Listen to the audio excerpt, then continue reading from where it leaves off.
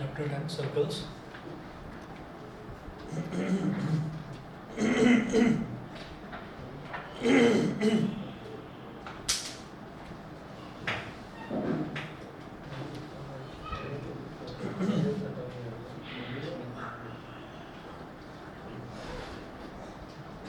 एक सर्कल का जो सेंटर है, सेंटर को अगर मैंने O मान लिया, अगर सर्कल का सेंटर O है तो यहाँ से सर्कल के सरफेस को कहीं से भी, सेंटर से भी सर्कल के सरफेस को कहीं पर भी ज्वाइन कर दूँगा। तो ये डिस्टेंस है, this distance is called radius. R is radius of the circle.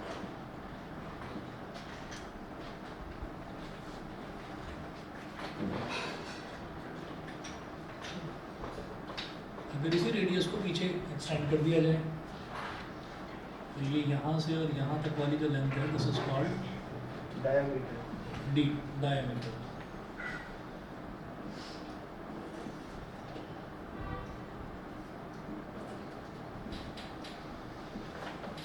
D is diameter of the circle.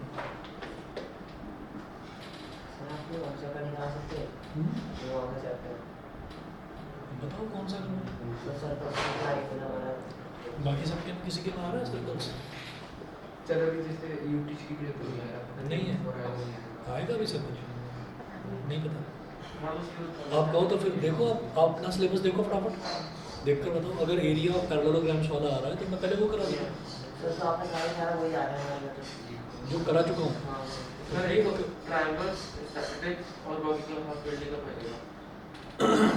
फिर उसको रिवाइज करो, उसको रिवाइज करो। कब है टेस्ट, कब है आपका? दिसंबर में है ना? हाँ, तो तब तक ऐसा अगर वो, और वो चैप्टर्स हो चुके हैं स्कूल में जो मैंने करा दिए हैं, जो आएंगे वो हो चुके हैं। तो इसका मतलब फिर वो करवाएंगे ये वाले चैप्टर्स, भले ही वो दिसंबर में ना आए लेकिन वो करवाएंगे इन चैप्टर्स को। ठीक है, कर लीजिए सर्कल्स का। अगर आप कहें area of parallelograms and triangles वो पहले करना है तो वो कर लेते हैं। जैसे मैं, तुम बता दो तुम्हारे यहाँ क्या आ रहा है? मेरा तो अभी तो वही आएगा, क्वाड्रिलेटरल्स। क्वाड्रिलेटरल्स कंप्लीट है, और area of parallelogram and triangles वो वाला जो नहीं, अभी सिर्फ क्वाड्रिलेटरल आएगा बस। पॉलीनॉमियल पहले आएगा फिर क्वाड्रिलेटरल आएगा। अच्छा, चलिए फिर सर्कल्स ही कर लेते हैं। इम्पोर्टेंट है चैप्टर, इसको बोल देते हैं डायमीटर ऑफ द सर्कल। और लिखिएगा कि a straight line in the interior, a straight line in the interior of a circle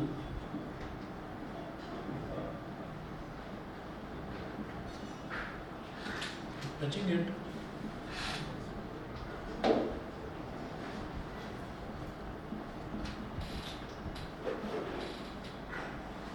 a straight line in the interior of a circle touching it at 2 points. A straight line in the interior of a circle touching it at 2 points.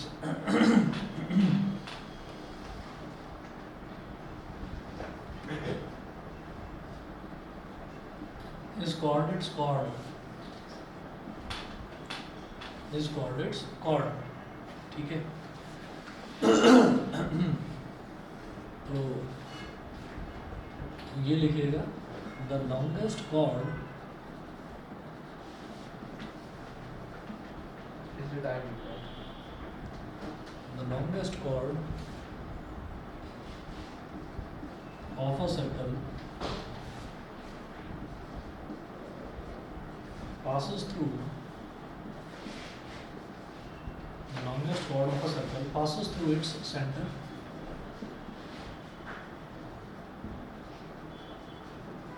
and is called its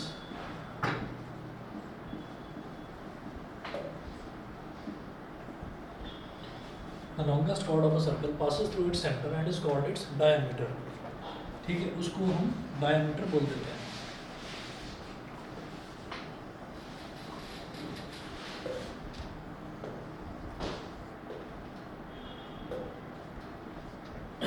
centre हो गया, तो बोल दीजिए A B, ये क्या होगी? Cord होगी। ये कॉर्ड होगी, ए से बी तक वाली जो लेंथ है दिस इज कॉल्ड कॉर्ड। ठीक है, उसके बाद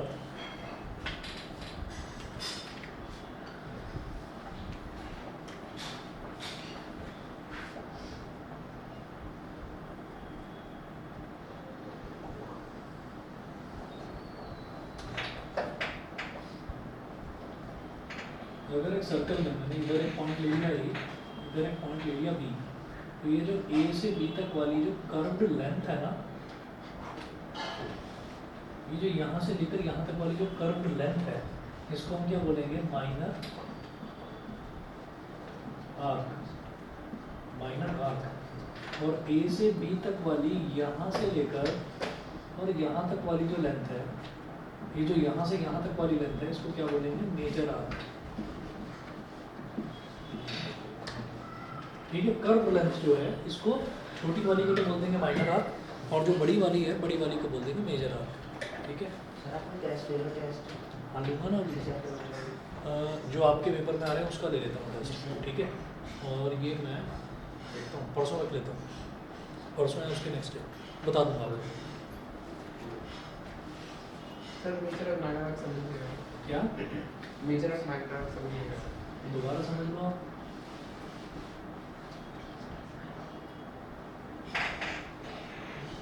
नहीं बोला कि हमारे पास कोई सर्कल है,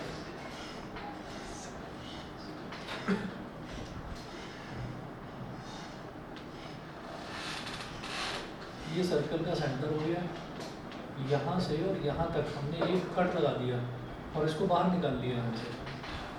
ये यहाँ से यहाँ तक वाला ये जो है इसको मैंने बाहर निकाल लिया, तो ये जो इतना से कर्व लेंथ आई है ना, इसको तो हम बोल देंगे माइनर आर्क। माइनर मतलब छोटा है ये। और ये वाला पॉइंट ए है, ये वाला पॉइंट बी है, तो ए से बी तक पहुंचने का एक रास्ता तो ये है, ये वाली आर्क छोटी वाली, तो इसको क्या बोलते हैं? Minor arc. Minor arc. और ए से बी तक पहुंचने का एक रास्ता ये है, यहाँ से यहाँ तक, तो इसको क्या बोलते हैं? Major arc. तो ये डिफरेंस होता है माइनर आर्क और मेजर आर्क का। माइनर आर्क और मेजर आर्क समझ में आ गया होगा? बताओ भाई। अच्छा, इसके बाद हम ये कहेंगे कि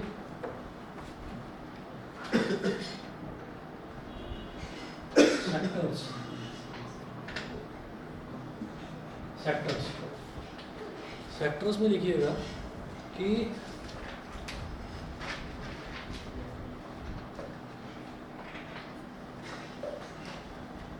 एक सर्कल है, उसका ये सेंटर है। अब हमने यहाँ एक पॉइंट है ए, यहाँ एक पॉइंट है बी, सेंटर है ओ, तो ओ ए बी। ठीक, तो यहाँ पर हम ये कहेंगे कि जैसे सर्कल है, सर्कल को हमने दो टुकड़ों में डिवाइड कर दिया, तो एक टुकड़ा तो इसका ये वाला हो गया, जैसे कि पिज़्ज़ा होता है ना, सर्कुलर शेप का होता है, तो उसमें से पिज़्ज़ा की एक स्लाइस अगर आप काट कर निकालेंगे तो इस शेप की आएगी, मतलब उसके एक जो सरफेस है वो तो कर्व मिलेगी, इधर स्ट्रेट लाइन होगी, इधर स्ट्रेट लाइन होगी। तो ऐसे को हम क्या बोल देते हैं? ये जो इतना वाला हिस्सा है ना, इसको हम बोल देंगे माइनर सेक्टर। माइनर सेक्टर, ये तो माइनर सेक्टर हो गया। और अब आप ये देखिएगा कि जो बड़े वाला एरिया है, इतना बड़ा वाला, इसको क्या बोल देंगे? Major sector. माइनर सेक्टर और मेजर सेक्टर समझ में आ गया? माइनर सेक्टर और मेजर सेक्टर। ठीक है, अगला देखते हैं।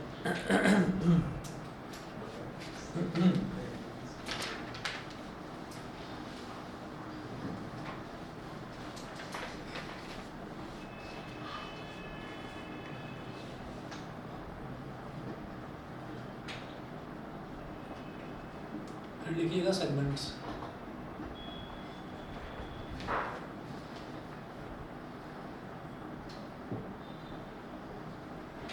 ये सर्कल है, ये उसका सेंटर, हमने यहाँ पर एक कॉर्ड बना ली, ये ए बी कॉर्ड हो गई।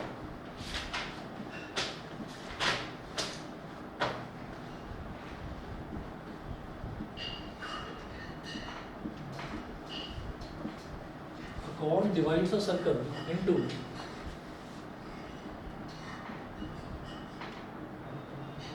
two segments.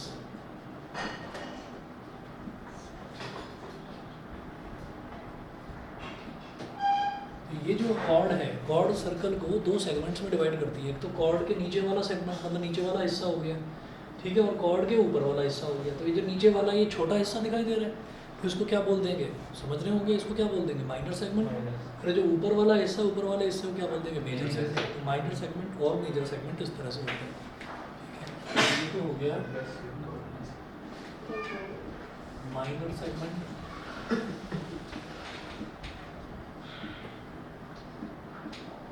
और ये हो गया मेजर सेगमेंट। माइनर सेगमेंट और मेजर सेगमेंट क्लियर है जी। चले आगे। हाँ हाँ जी, ऑनलाइन वाले बच्चे बताएं, अनवी आ रहे हो, क्लियर है? Yes sir. ठीक है। अब जरा एक्सरसाइज देखते हैं।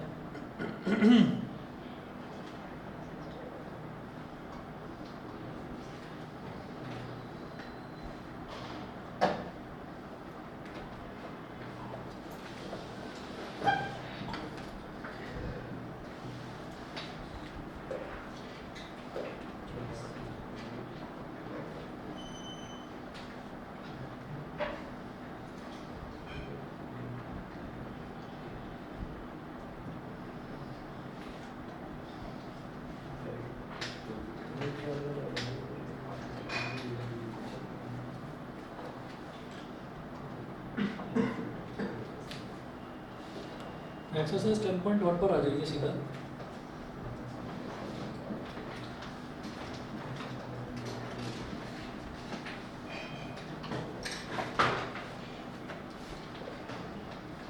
हाँ जी, इसका क्वेश्चन नंबर 1 है, fill in the blanks. Question 1 का फर्स्ट पार्ट देखिए। The centre of a circle lies, वो फर्स्ट पार्ट में पूछ रहे हैं, the centre of a circle lies in dash of the circle, और ब्रैकेट में लिखा हुआ है एक्सटीरियर और इंटीरियर। इंटीरियर तो सीधी बात है कि सर्कल का सेंटर जो है वो सर्कल के अंदर ही होगा, यानी कि सर्कल के इंटीरियर में होगा। तो इसका आंसर क्या है, इंटीरियर। फर्स्ट का आंसर है interior.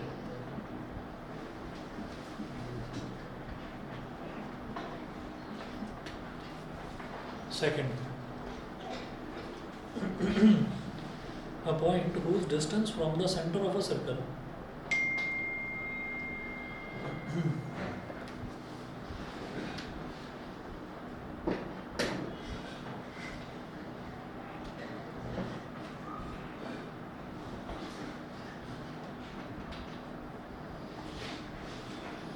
a point whose distance from the center of a circle is greater than its radius lies in the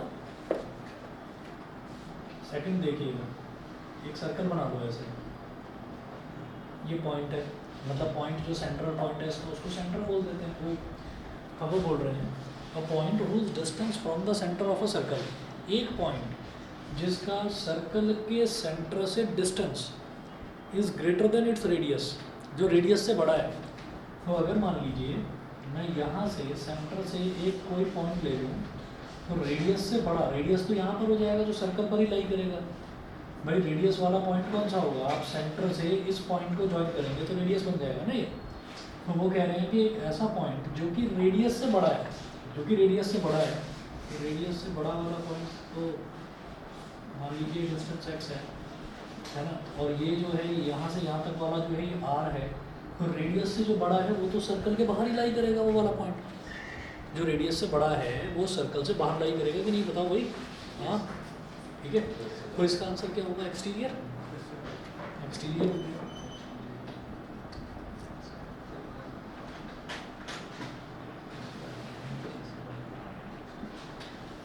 third देखिएगा, थर्ड में है the longest chord of a circle is a dash of the circle, diameter.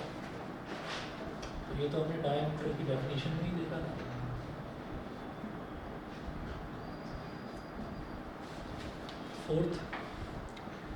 Fourth है an arc is a dash when its ends are the ends of a diameter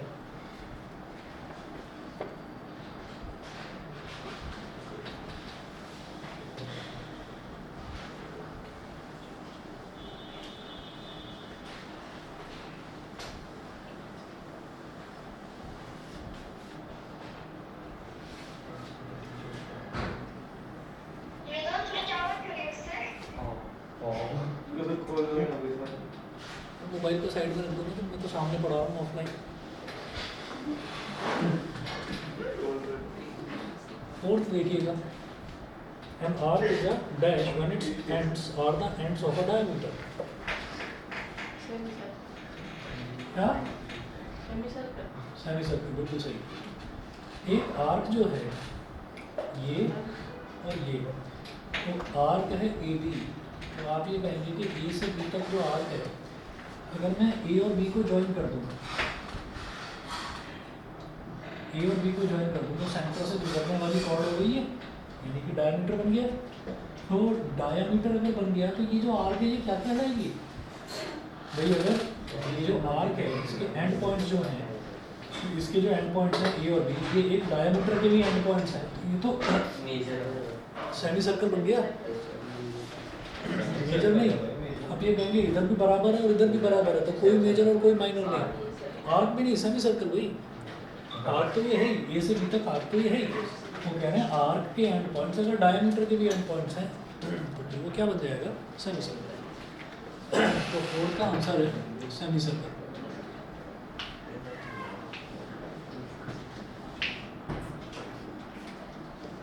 fourth का answer है semi circle. फिर fifth देखिएगा, segment of a circle is the region between an arc and dash of the circle. और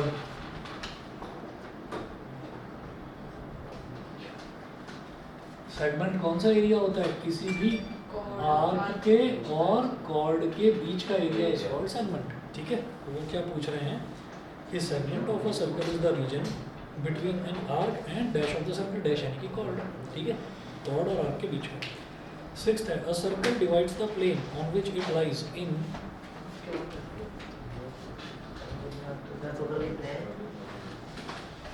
अरे अच्छा, NCERT की book बहुत भारी है, उठाने में लाने में थोड़ी दिक्कत होती होगी। तुम लाए हो? अरे वाह वाह, बड़ी मेहनत का काम, बैग में से निकालना बुक। चलो निकाल ली। क्वेश्चन नंबर 1 के 6 पार्ट्स हैं, क्वेश्चन नंबर 2 के भी 6 पार्ट्स हैं।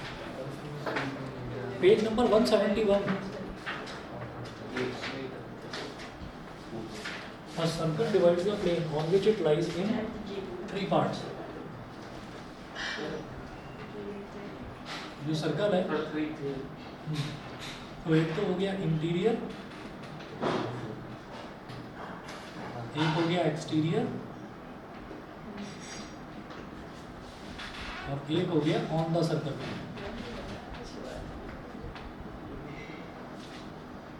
On the circle, interior, exterior और ऑन द सर्कल। तो कोई भी एक सर्कल जो है तो किसी भी प्लेन को 3 पार्ट्स में डिवाइड करता है। हमने कहा कि कोई भी प्लेन क्या है? प्लेन जिस पर हमने सर्कल को बनाया, तो वो 3 पार्ट्स में डिवाइड हो जाएगा। एक तो सर्कल के अंदर वाला, एक सर्कल के बाहर वाला और एक सर्कल के ऊपर वाला, यानी कि ऑन द सर्कल। तो 3 हो गए, exterior, interior and on the circle, 3 parts.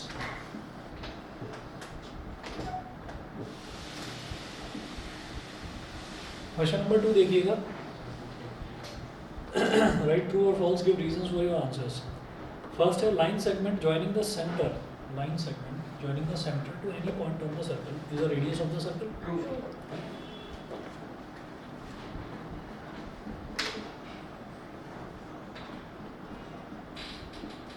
तो सेंटर से सर्कल के किसी भी पॉइंट पर ज्वाइन करने वाला जो लाइन सेगमेंट होता है उसी को तो रेडियस बोलते हैं, तो ट्रू है। Second, a circle has only finite number of equal chords। क्यों? सर वो किसी उसके जो हमारे सर्कल के होता है उसके फाइनाइट होते हैं, इनफाइनाइट होते हैं। A circle has only finite number of equal chords। Infinite होते हैं। रुको तो सही, फॉल्स है। ये तो वो बोला इक्वल कॉर्ड्स, पैरेलल नहीं बोल रहे, पैरेलल तो हमेशा 2 ही होंगे। फॉल्स है। देख लीजिए आंसर बड़े सेकंड का सेकंड। 10.1 के सेकंड का सेकंड फॉल्स है। थर्ड है, if a circle is divided into 3 equal arcs each is a major arc. No sir. कैसे?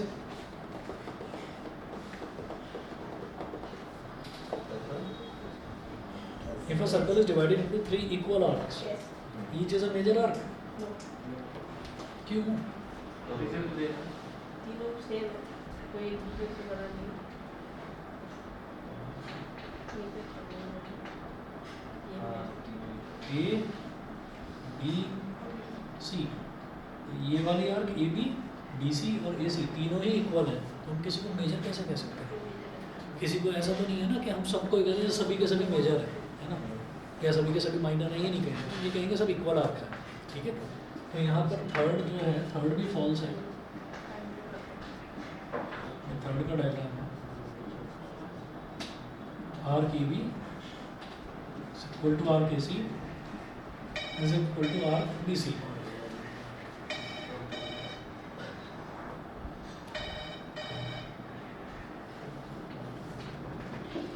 तो तीनों आर्क जब इक्वल हो गए तो हम ये कहेंगे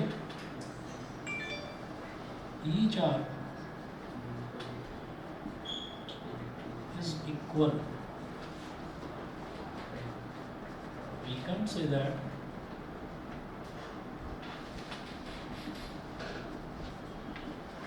each is a major arc. तो हर एक आर्क इक्वल है, हम हर एक को मेजर नहीं कह सकते। ठीक,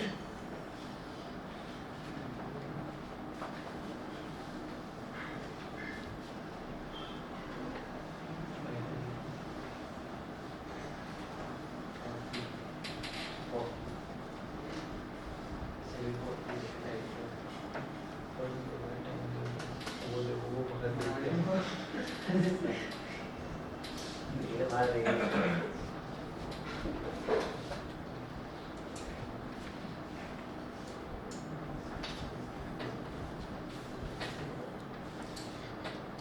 फोर्थ देखिए, a chord of a circle which is twice as long as its radius is the diameter of the circle.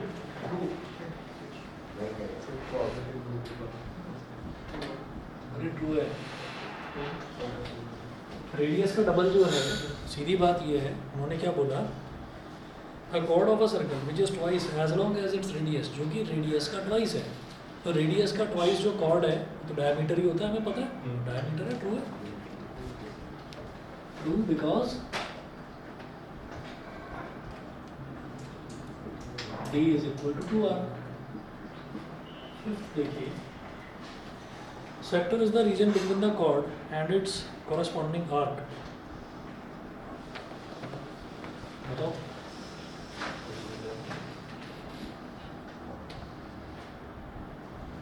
Sir 6 और 2 है।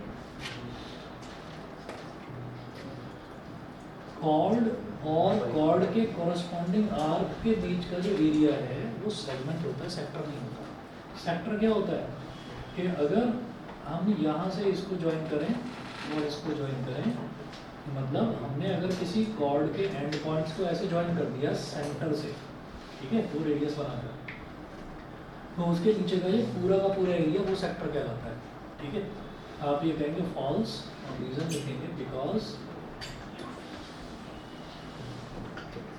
region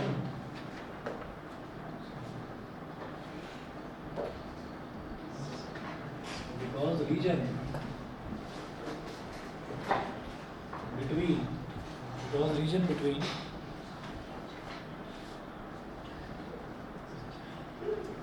a chord and the corresponding region between a chord and the corresponding arc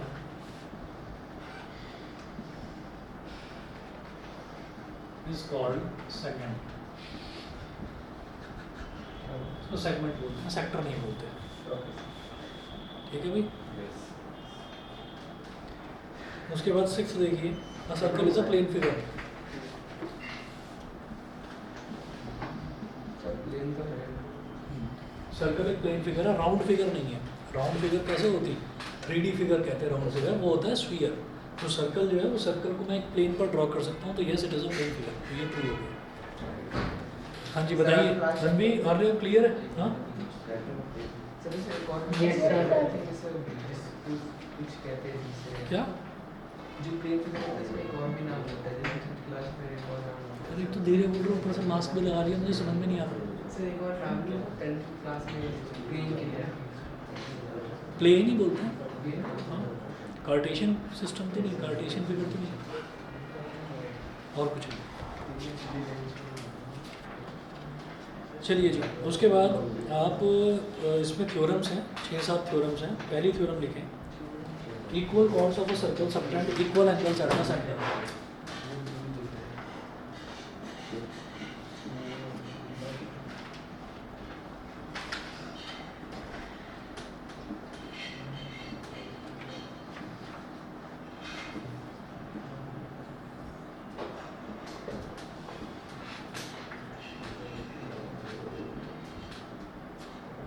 Equal chords of a circle, equal chords of a circle subtend equal angles at the center. Subtend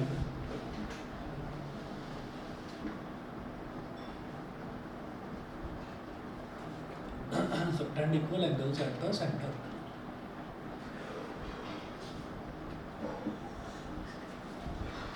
Equal chords of a circle, हम ये कहते हैं कि अगर कोई circle है और उस सर्कल की दो इक्वल कॉर्ड्स हैं तो वो सेंटर पर हमेशा इक्वल एंगल बनाएंगे। कैसे? देखिएगा,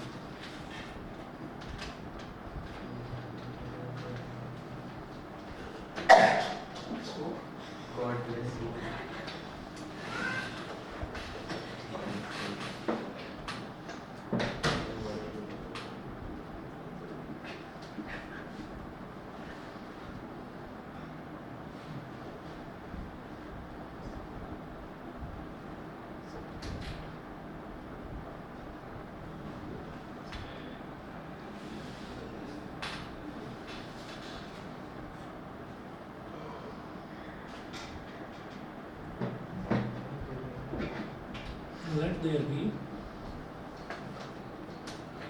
let there be two equal chords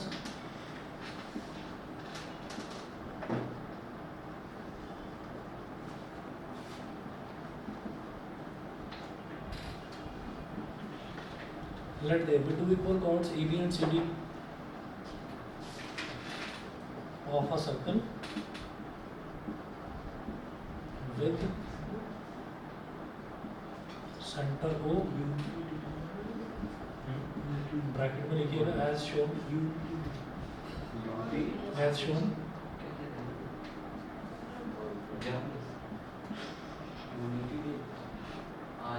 अब प्रूव करना है कि एंगल ए और बी क्या कह रहे हो? यूनिटी डे पूछ रहे, पता नहीं क्या। हमारे स्कूल में सर यूनिटी डे बनाया गया था हमने। यूनिटी? हाँ क्या यूनिटी? क्या? अच्छा यूनिटी डे। मेरे को लगा कोई चैप्टर का पूछ रहा मुझे भी कुछ ऐसा लगा, मैंने कहा कुछ सिलेबस से रिलेटेड है। रैली से कुछ बता। तो सरदार पटेल का बर्थडे इसलिए। हमारे अंदर सर रैली होती है। हमारा तो नाच आता है, हमारा लोग नाच छुट्टी तब क्या के यूनिफॉर्म में साथ साथ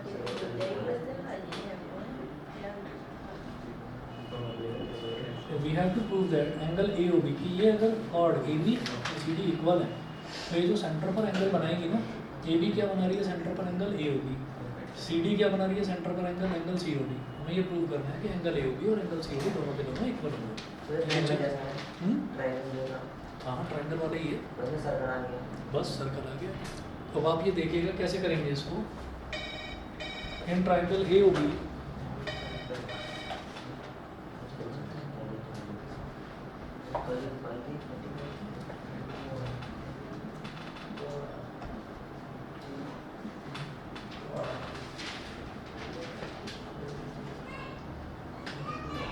triangle AOB and triangle COD आप ये कहेंगे सबसे पहले AB is equal to CD।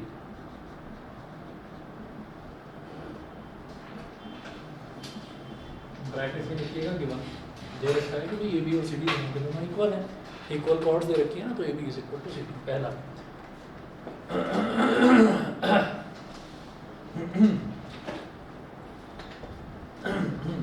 फिर लिखिए A O is equal to D ओ।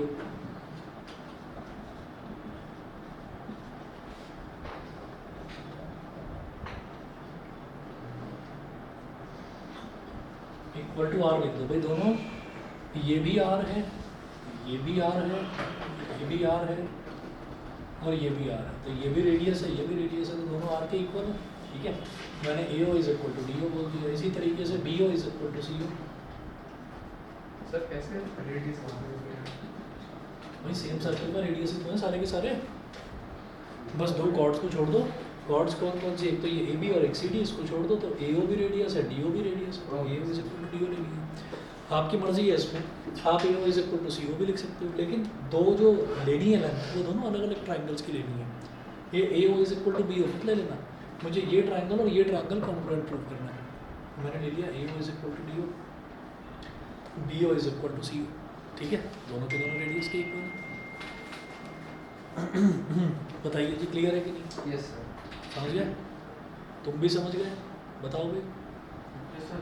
ठीक, तो ये दोनों की तीनों साइड्स इक्वल हैं, क्या करेंगे वाई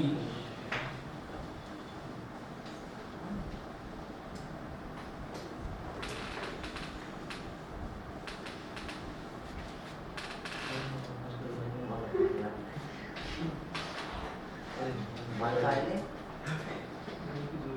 क्या सर बोल रहा था मान सेट कर रहा है आपने। सर ऐसे ही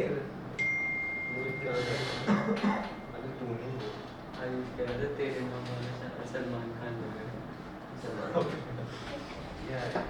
सलमान खान शाहरुख खान नहीं। Bye triple S congruence criteria है तेरे नाम वाला आप कोई भी दो साइड्स ले लीजिए। हमने ये तो देखा था कि जब ट्राइंगल्स को कॉन्ग्रुएंट प्रूव करना होता है तो कोई दो साइड लेकर चलते हैं, जैसे हमें तीनों की तीनों साइड्स इक्वल हैं तो कोई दो साइड्स लेकर चलेंगे और फिर हम कॉन्ग्रुएंसी करवा देंगे। तो ए बी और ए ओ, ए बी इधर सी डी, ये दोनों इक्वल हैं और इधर ए ओ और डी ओ इक्वल हैं। तो आप ए बी और ए ओ को एक साथ लेते हैं, ए बी और ए ओ। अब इसको बी ए ऐसे कर दो, बी ए और ए ओ, तो दोनों को अगर कंबाइन करेंगे तो क्या हो जाएगा, B A O sir is C D O है ना। और ऐसे ये सी डी है और ये डी ओ है, तो इसमें तो डी वैसे ही बीच में आ रहा है, इसको तो आप ऐसे ही कंबाइन कर देंगे सी डी ओ। तो triangle B A O is congruent to triangle C D O.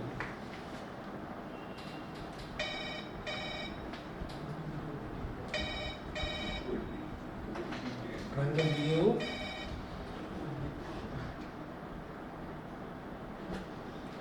is congruent to triangle CDU. It implies that angle BAO, इसमें O वाला जो एंगल है कौन सी पोजीशन पर है, थर्ड पर, एंगल BOA, और इसमें भी O वाला एंगल थर्ड पोजीशन पर है, तो एंगल CDU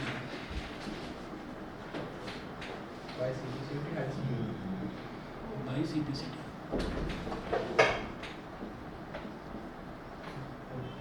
ये आपका प्रूव हो गया। बताइए जी, क्लियर है? यस चलिए ये हो गया। उसके बाद देखिएगा अगला जो है थ्योरम 2, और ये जो पहली वाली थ्योरम है ना, इसी का उल्टा है, इसी का कन्वर्स है।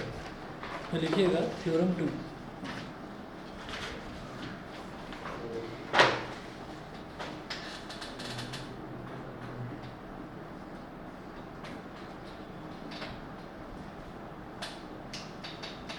थ्योरम 2 में है, if the angles subtended by the chords of a circle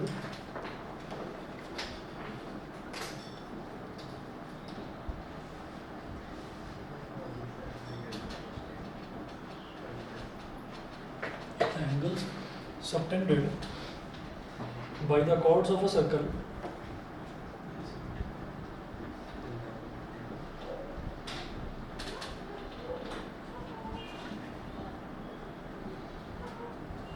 if the angles subtended by the chords of a circle at the center are equal,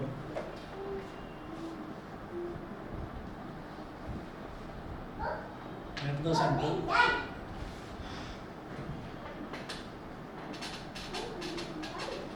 are equal, comma, then the chords are equal. उसका उल्टा है बस.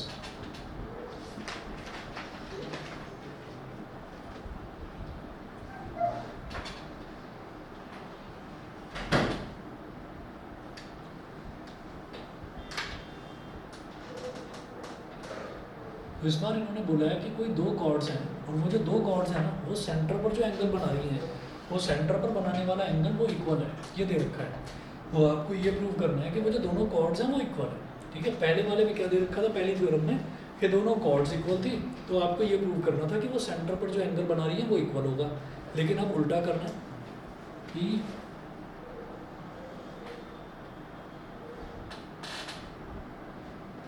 ये हो गई A B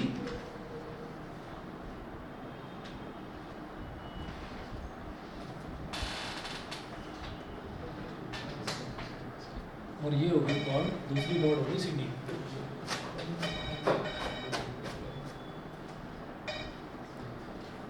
A B और सी D ये दो कॉर्ड्स हो गई और यहाँ जो है सेंटर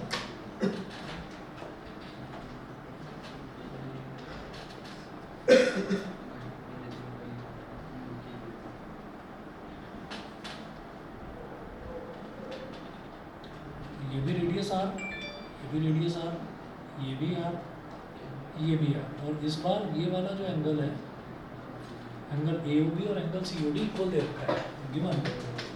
आप ये कहेंगे इन ट्राइंगल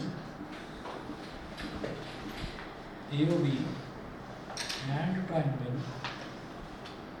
डी ओ सी बोलते हैं, सी ओ डी बोलते हैं, जो आपको नहीं पता. इन दोनों ट्राइंगल्स में A B is equal to C D,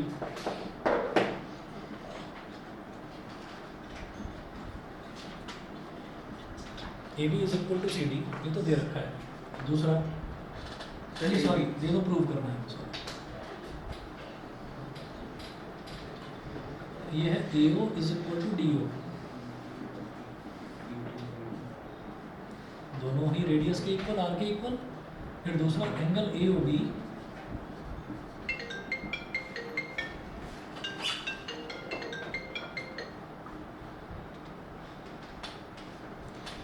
angle A O B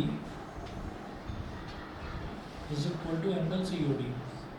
ठीक है, इसमें लिखिएगा गिवन ये दे रखा है angle A O B is equal to angle C O D, ये दे रखा. उसके बाद जो है उसके बाद हम ये कहेंगे अगली साइड दीजिए.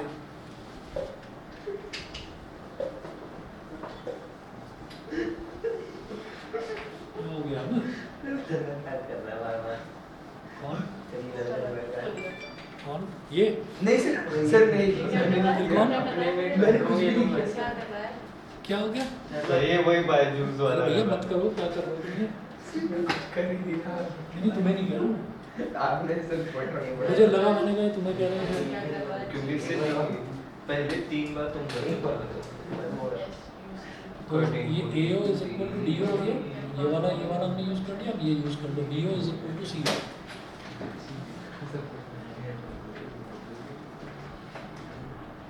ये भी रेडियस आर के इक्वल है. तो हम क्या यूज़ करेंगे, देखिए ये साइड हो गई, सॉरी ये साइड हो गई, ये एंगल हो गई और ये साइड हो गई, साइड एंगल साइड. तो बाई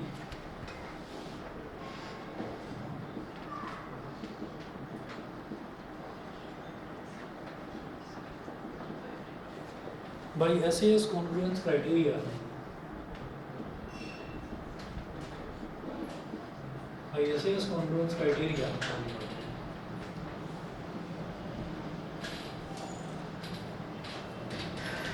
ट्राइंगल AOB. अच्छा ये क्राइटेरिया देखेंगे तो SAS में 2 साइड है और 1 एंगल है. तो क्या करिए, 2 साइड को लेकर चलो. AO is equal to DO और इधर क्या है, DO is equal to CO. इन दोनों को कंबाइन करेंगे AO PO, OB को पलट कर लिख दो AO OB हो गया, कंबाइन करा तो क्या बन गया AOB, ट्राइंगल AOB। इस कॉन्ग्रुएंट टू DO और CO, इनको कंबाइन करके लिख दो DO CO, DO है CO को पलट कर लिख दो OC हो गया, तो DOC ट्राइंगल DOC। ठीक है, ये हो गया। हमें तो ये प्रूव करना था कि कॉर्ड्स जो हैं वो इक्वल होंगी, तो पहला और तीसरा अल्फाबेट क्या है AB, और इसका पहला और तीसरा अल्फाबेट क्या है DC।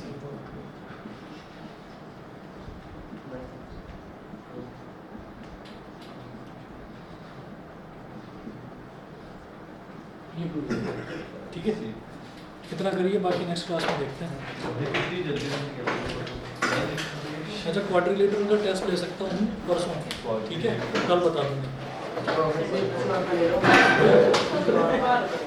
अरे बिल्कुल, परसों क्वाड्रिलेटरल का टेस्ट ले सकता हूँ, ठीक है, कल बता दूँगा।